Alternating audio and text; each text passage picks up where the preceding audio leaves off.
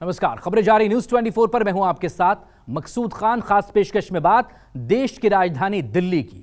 केजरीवाल ही दिल्ली के किंग हैं, दिल्ली सरकार के असली बॉस हैं, न कि उपराज्यपाल। अधिकारियों के ट्रांसफर पोस्टिंग की लड़ाई सुप्रीम कोर्ट के फैसले का सार यही है। फैसले को अपनी जीत बताते हुए दिल्ली के मुख्यमंत्री अरविंद केजरीवाल ने सुप्रीम कोर्ट का शुक्रिया अदा किया, तो साथ ही मोदी सरकार पर ताबड़तोड़ हमला भी कर दिया। ये कई मायनों में बहुत ही ऐतिहासिक ऑर्डर है। दिल्ली के लोगों की बहुत बड़ी जीत है। दिल्ली के लोगों के साथ जो अभी तक अन्याय होता आया, उनके साथ माननीय सुप्रीम कोर्ट ने न्याय किया है। अफसरों के ट्रांसफर और पोस्टिंग के अधिकार की लड़ाई में सुप्रीम कोर्ट से जीत मिलते ही दिल्ली के मुख्यमंत्री अरविंद केजरीवाल एक्शन मोड में आ गए। फैसले के चंद घंटों के भीतर ही दिल्ली सरकार ने सेवा सचिव आशीष मोरे को हटा दिया। इससे पहले सुप्रीम कोर्ट की 5 जजों की संविधान पीठ का फैसला सुनाते हुए सीजीआई ने कहा कि यह सब जजों की सहमति से बहुमत का फैसला है। ये मामला सिर्फ सर्विसेज पर नियंत्रण का है, अधिकारियों की सेवाओं पर किसका अधिकार है। हमारे सामने सीमित मुद्दा ये है कि केंद्र शासित प्रदेश दिल्ली में सेवाओं पर किसका नियंत्रण होगा। 2018 का फैसला इस मुद्दे पर स्पष्टता प्रदान करता है। एनसीटी एक पूर्ण राज्य नहीं है, ऐसे में राज्य पहली सूची में नहीं आता। एनसीटी दिल्ली के अधिकार दूसरे राज्यों की तुलना में कम है। प्रशासन को जीएनसीटीडी के संपूर्ण प्रशासन के रूप में नहीं समझा जा सकता है, नहीं तो निर्वाचित सरकार की शक्ति कमजोर हो जाएगी। एलजी के पास दिल्ली से जुड़े सभी मुद्दों पर व्यापक प्रशासनिक अधिकार नहीं हो सकते।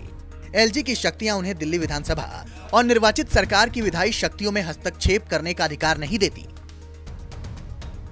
सुप्रीम कोर्ट के फैसले से गदगद दिल्ली के मुख्यमंत्री अरविंद केजरीवाल ने पीएम मोदी को निशाना बनाया। ये आरोप लगाया कि प्रधानमंत्री ने उनसे ट्रांसफर पोस्टिंग का अधिकार भी छीन लिया। आज से 8 साल पहले 23 मई 2015 को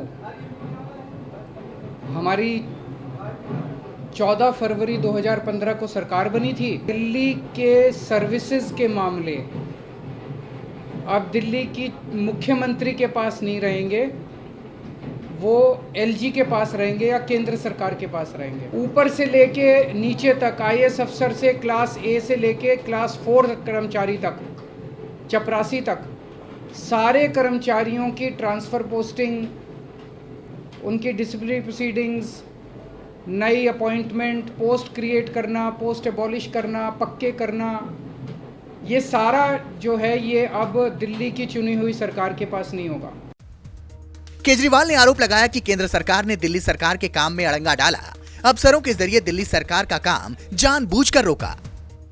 यानी कि अगर मैं मुख्यमंत्री हूं, मेरे सामने कोई कर्मचारी रिश्वत ले रहा है, मैं उसे सस्पेंड भी नहीं कर सकता, मैं उसकी ट्रांसफर नहीं कर सकता। एजुकेशन सेक्रेटरी कौन होगा ये हम नहीं तय कर सकते, हेल्थ सेक्रेटरी कौन होगा ये हम नहीं तय कर सकते। ये आदेश प्रधानमंत्री जी ने 23 मई 2015 को पारित किया। 8 साल हो गए उन बातों को, 8 साल से संघर्ष कर रहे हैं हम लोग। इस दौरान इस आदेश को इस्तेमाल करके दिल्ली के कामों को जानबूझ के रोका गया। सुप्रीम कोर्ट के फैसले को अपनी जीत बताते हुए केजरीवाल ने संकल्प लिया कि अब दिल्ली सरकार के काम करने की स्पीड 10 गुना हो जाएगी। अब हमें एक बहुत बड़ा मौका मिला है, तो अगले कुछ दिनों के अंदर आप देखेंगे बहुत बड़ा प्रशासनिक फेरबदल होगा। कई सारे ऑफिसर्स को, कर्मचारियों को ट्रांसफर किया जाएगा इस आधार पे कि उन्होंने अभी तक कैसा काम किया। दिल्ली में अभी तक केंद्र सरकार की सलाह पर उपराज्यपाल अधिकारियों की ट्रांसफर पोस्टिंग का आदेश जारी करते थे। अब सुप्रीम कोर्ट ने यह अधिकार दिल्ली सरकार को दे दिया है, यानी अफसर अब पूरी तरह से दिल्ली सरकार के अधीन हो जाएंगे, जिससे दिल्ली सरकार के अधिकार में काफी इजाफा हो जाएगा। पुलिस, पब्लिक ऑर्डर और लैंड मामलों को छोड़कर बाकी सभी फैसले लेने के लिए दिल्ली सरकार आजाद हो गई है। सुप्रीम कोर्ट के इस फैसले के बाद केंद्र सरकार और उपराज्यपाल के पास 2 ही विकल्प बचे हैं। पहला ये कि केंद्र सरकार और उपराज्यपाल सुप्रीम कोर्ट के फैसले के खिलाफ रिव्यू पिटीशन फाइल कर सकते हैं, और दूसरा ये कि केंद्र सरकार संसद से कानून भी पास कर सकती है। हालांकि ऐसी स्थिति में दिल्ली सरकार इसे सुप्रीम कोर्ट में फिर से चुनौती दे सकती है। अमित पांडे, दिल्ली, न्यूज़ 24।